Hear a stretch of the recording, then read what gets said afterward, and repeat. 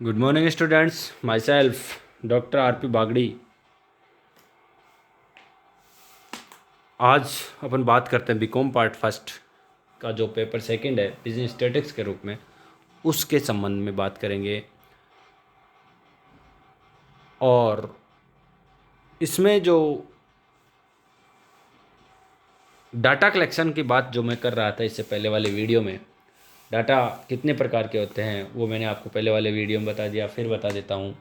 Primary data और secondary data. Primary data का वर्णन मैंने आपको पहले भी कर दिया था, और आज जो मैं बताऊंगा वो है अनुसूची तथा प्रश्नावली। ये क्या होती है, शेड्यूल एंड क्वेश्चनरी, ये किस प्रकार से बनाई जाती है, क्योंकि डाटा कलेक्शन के लिए यह प्रयोग किया जाता है। तो आज का जो वीडियो रहेगा अपना वो रहेगा अनुसूची और प्रश्नावली से संबंधित। प्राथमिक सांख्यिकी अनुसंधान में अधिकतर सूचकों द्वारा प्रगणों की सहायता से अनुसूचियां भरवाकर आवश्यक सामग्री उपलब्ध की जाती है। ठीक है, जो भी हैं अनुसंधान में जो अधिकतर सूचकों द्वारा या प्रगणकों की सहायता से अनुसूचियां भरवाकर आवश्यक सामग्री उपलब्ध की जाती है। कुछ व्यक्तियों के अनुसार अनुसूची और प्रश्नावली में अंतर है।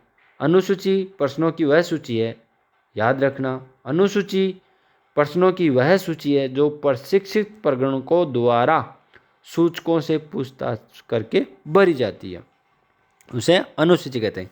इसके विपरीत प्रश्नावली स्वयं सूचकों द्वारा भरी जाती है। कहने का मतलब अनुसूची पूछ करके भरी जाती है और प्रश्नावली खुद के द्वारा भरी जाती है। ये बात ध्यान रखना, क्योंकि कई बार आपको ये क्वेश्चन बीकॉम पार्ट फर्स्ट में पूछ लिया जाता है कि या तो what do you mean by schedule, या what do you mean by questionnaire, या फिर what is difference between schedule and questionnaire. तो इस बात को आप ध्यान रखना। ये आपको 2 नंबर का क्वेश्चन भी मिल सकता है और या 4 नंबर का क्वेश्चन भी मिल सकता है, तो इस बात को आप ध्यान रखोगे। अब परंतु व्यवहार में अधिकतर इन शब्दों का एक ही अर्थ लगाया जाता है। व्यवहार जब प्रैक्टिकल जब करते हैं तो इन दोनों शब्दों का अर्थ एक ही लिया जाता है। तो सबसे पहले बात करते हैं अपन उत्तम प्रश्नावली के गुण हैं। इसके उत्तम बढ़िया प्रश्नावली, अच्छी प्रश्नावली किस प्रकार से बनाई जाती है, उसमें कौन से गुण होने चाहिए वो मैं आपको बता देता हूँ। सांख्यिकी अनुसंधान की सफलता प्रश्नावली की उत्तमता पर निर्भर होती है। ठीक है, अतः प्रश्नावली तैयार करने में कुछ बातें हैं, इंपॉर्टेंट बातें हैं, वो ध्यान में रखनी चाहिए। सबसे पहले कम प्रश्न। सबसे पहली बात तो यह है कि सबसे कम क्वेश्चन होने चाहिए और पूरा उसमें समाहित होने चाहिए। प्रश्नों की संख्या कम से कम होनी चाहिए, परंतु प्रश्न इतने कम भी ना हो कि पर्याप्त सूचना ही भर नहीं सके।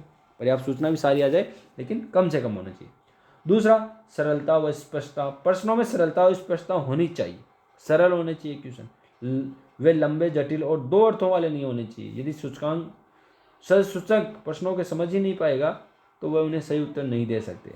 अतः प्रश्नावली में यथासंभव अपरिचित और जटिल शब्दों का शब्द, असमान सूचक शब्द जैसे नौकर, अनिश्चित शब्द जैसे शायद, अक्सर, कभी कभी आदि का प्रयोग नहीं करना चाहिए, वरना अपने रिजल्ट सही नहीं आएंगे।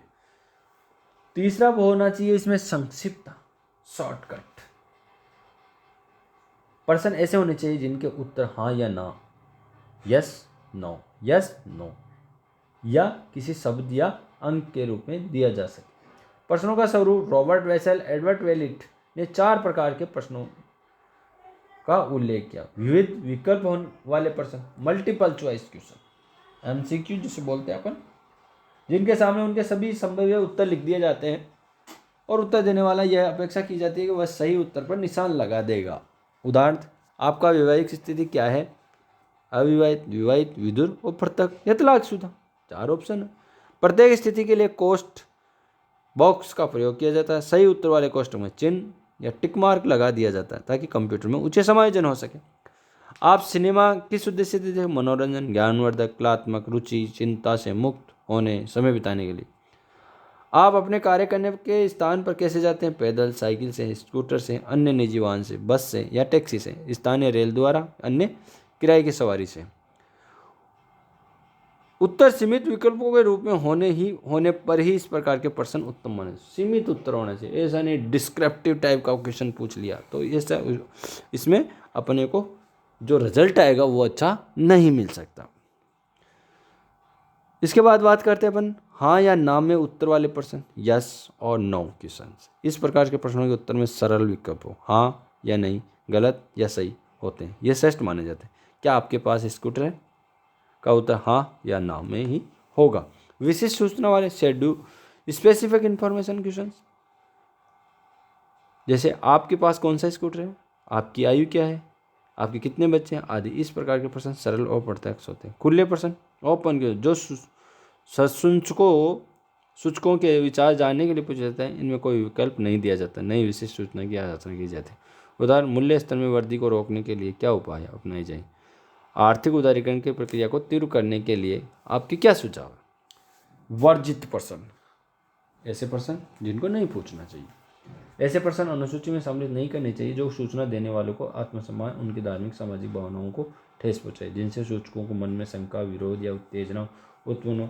यदि बार बार किसी विषय पर गहन सूचना मांगी जाती है तो उत्तर देने वाले चिढ़ जाते हैं और अपना सहयोग प्रदान नहीं करते। कोई भी व्यक्ति अपने चरित्र, आय, सामाजिक स्तर, बीमारी आदि इत्यादि के बारे में खोद कर पूछे जाने वाले प्रश्नों का उत्तर देना पसंद नहीं करेगा। व्यक्तिगत मामलों पर प्रश्न पूछने यदि आवश्यक हो तो उनकी भाषा ऐसी रखनी चाहिए कि सूचकों में विरोध, उत्तेजना, संदेह, अपमान आदि भावनाएं उत्पन्न हो। उत्तर को गुप्त रखने का आश्वासन देना चाहिए। उदाहरण, ये प्रश्न उचित नहीं है, क्या आपका स्वास्थ्य अच्छा है, क्या आप क्षय रोग से पीड़ित हैं, क्या आप चरित्रवान हैं इत्यादि। अगला पॉइंट है वो है सत्यता की जांच। साधारण प्रश्न, ऐसे प्रश्नों का भी प्रश्नावली में समावेश होना चाहिए जिनके उत्तरों की सत्यता की परस्पर जांच की जा सके। प्रत्यक्ष संबंध, डायरेक्ट संबंध होना चाहिए। प्रश्न अनुसंधान से प्रत्यक्ष रूप से संबंधित होना चाहिए ताकि आवश्यक सूचना एकत्रित करने में समय व धन की अपव्यय न हो। व्यक्तिगत क्रम, प्रश्नों का एक निश्चित तर्कपूर्ण और सुव्यवस्थित क्रम होना चाहिए तथा उनमें आपस में संबंध भी होना चाहिए। निर्देश, प्रश्नावली को भरने के लिए उसमें स्पष्ट संक्षिप्त निश्चित निर्देश होने चाहिए जिनसे ससूचकों को पथ प्रदर्शन हो सके। पूर्व परीक्षण व संशोधन, अनुसूची अथवा प्रश्नावली बनाने के बाद एक बार कुछ ससूचकों में विभिन्न प्रश्नों को पहले ही परीक्षण कर लेना चाहिए और उसमें आवश्यकता अनुसार सुधार कर लेना चाहिए। इसके बाद ये आपका मोटे मोटे रूप से अनुसूची और प्रश्नावली बनाते समय इन बातों को ध्यान रखना चाहिए।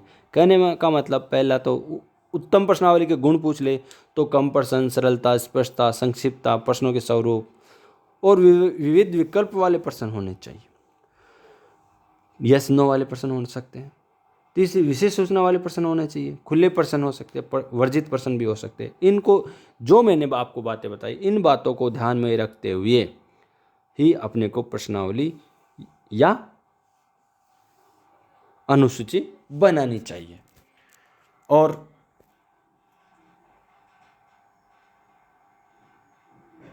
इसके बाद वाले जो टॉपिक आएंगे, इसमें कभी कभार क्या होता है कि प्रश्नावली का एक उदाहरण देकर के भी जब 20 नंबर का क्वेश्चन पुटअप करे आपको, तो उसमें क्या है कि ये पूछ लेगा आप अनुसूची और प्रश्नावली से आप क्या समझते हो, इसके बारे में बताइए, एक प्रश्नावली का उदाहरण दे करके बताइए। तो इसको भी आपको ध्यान में रखना है कि उदाहरण किस प्रकार से दिया जाएगा, जो कि इसका परफॉर्मा है वो आप अपने बुक से तैयार करोगे।